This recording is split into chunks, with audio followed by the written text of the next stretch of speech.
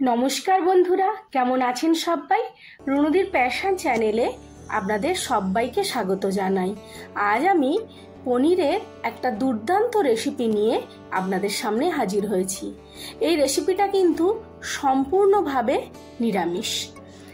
যখন আপনারা বার করবেন বা কোনো নিরামিষ পদ বানাতে চাইবেন, অবশ্যই এই রেসিপিটি একদিন বাড়িতে ট্রাই করবেন, দেখবেন সবাই খুব ভালো খাবে। আজকে আমি পনিরের একটা রেসিপি বানাবো, তাই বাজার থেকে আমি 250 গ্রাম মতো পনির নিয়ে চলে এসেছি।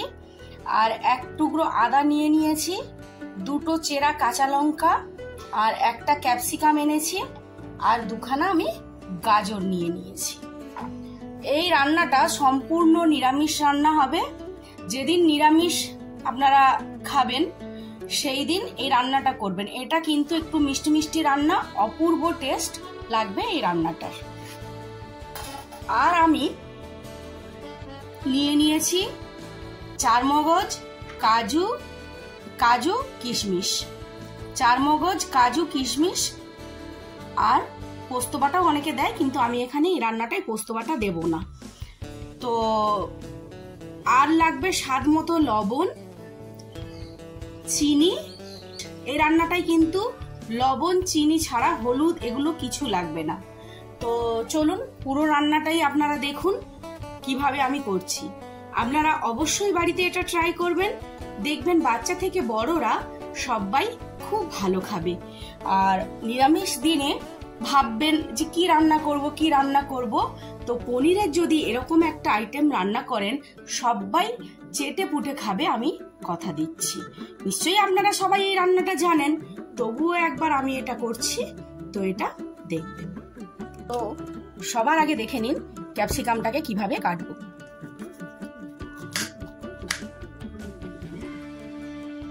ক্যাপসিকামটাকে একটু ছোট্ট ছোট্ট টুকরো করে কেটে নেব, ঠিক এরকম ভাবে কাটবো।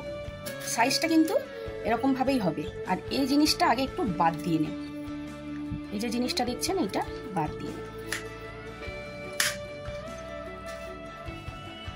আর ক্যাপসিকামটা ছোট্ট ছোট্ট টুকরো টুকরো করে কেটে নেব।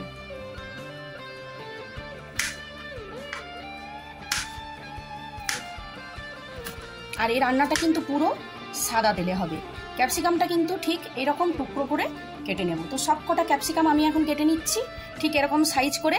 250 গ্রাম পনিরের জন্য আমি একটা ঠিক ওই 150 গ্রামের মতো ক্যাপসিকাম নিয়ে এসেছি। সবজিটা আপনারা যে যেমন খাবেন তেমন কিন্তু পরিমাণে দেবেন।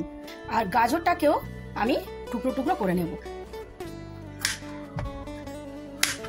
আমি একটু এরকম করে উপর দিয়ে এরকম ছালটাকে একটু চেঁচে দিই, আপনারাও চাইলে চেঁচে দিতে পারেন।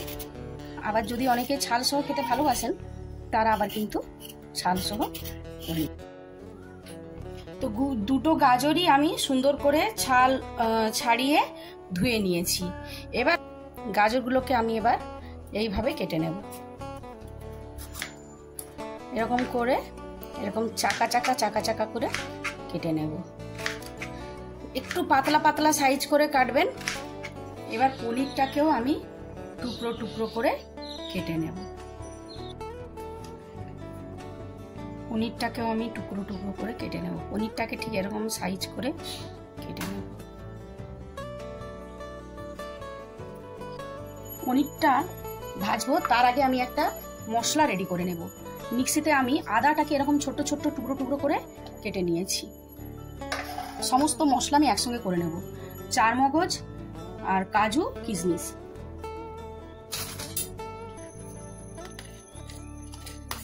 সব একসঙ্গে বেটে নেব।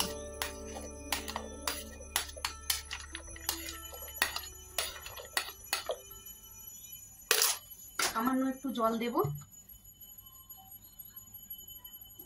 জল দিয়ে একটা স্মুথ পেস্ট তৈরি করি। এবার গ্যাসে আমি একটি কড়াই বসিয়ে দিলাম। কড়াইটা খুব ভালোভাবে গরম হয়ে যাওয়ার পরে এই 5 টেবিল স্পুন মতো সাদা তেল দিয়ে দিলাম। তেলটাকে খুব ভালোভাবে গরম করে নেব। তারপরে কিন্তু আমি সবার আগে পনিরটা ভেজে নেব। তেলটা খুব ভালোভাবে গরম হয়ে গেছে, এবার আমি পনিরের টুকরোগুলোকে হালকাভাবে ভেজে নেব।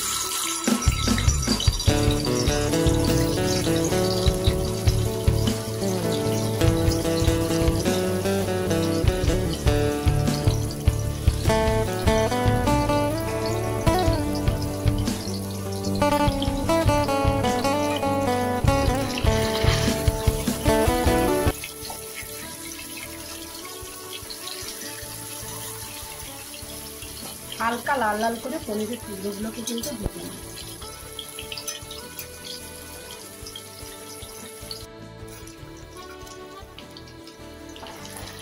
হালকা ব্রাউনি ব্রাউনি ভাব কিন্তু হয়ে গেছে। এবার আমি আলতো হাতে পনিরগুলোকে তুলে নেব।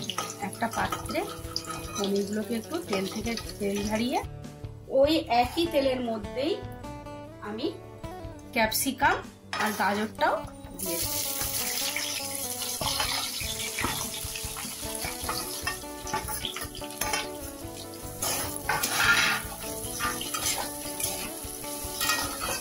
ক্যাপসিকাম আর গাজরটা দিয়ে দেব। স্বাদ মতো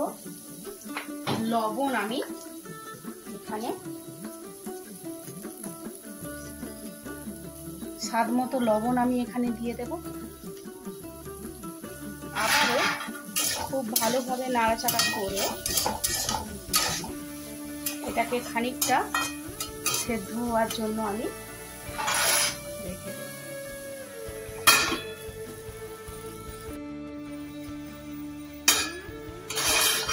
দেখব এটা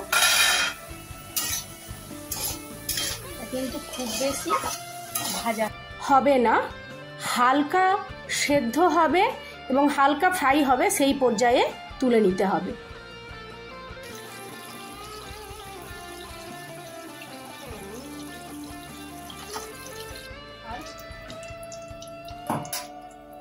মিক্সিতে যে মশলাটা করে রেখেছি সেটা এখানে দিয়ে দেব। মিক্সিতে এই মশলাটা করে রেখেছিলাম, তো আমি কিছু ফোড়ন এখানে অ্যাড করে নেব।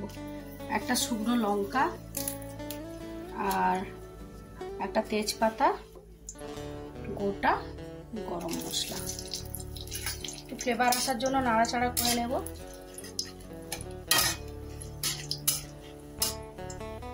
আর কাঁচা লঙ্কা চিড়ে রেখেছিলাম, সেটাও একটু এখানে দিয়ে দেব। নাড়াচাড়া করে নেব।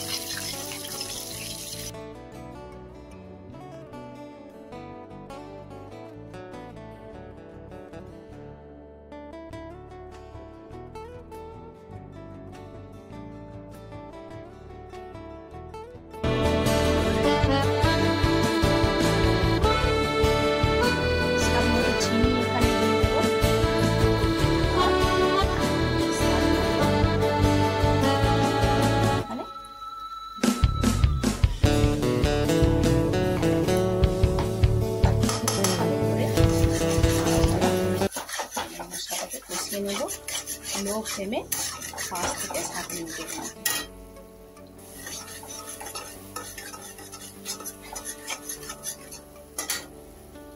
এবারে ভেজে রাখা ক্যাপসিকাম আর গাজরটাও এখানে দিয়ে দেব।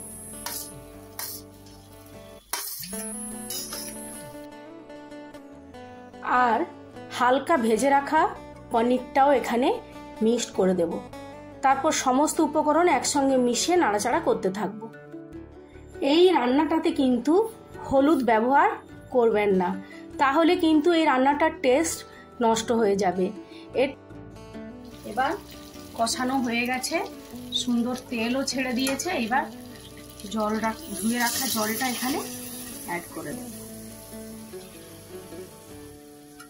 তারপরে একটু ফুটে গেলে নামিয়ে দেব।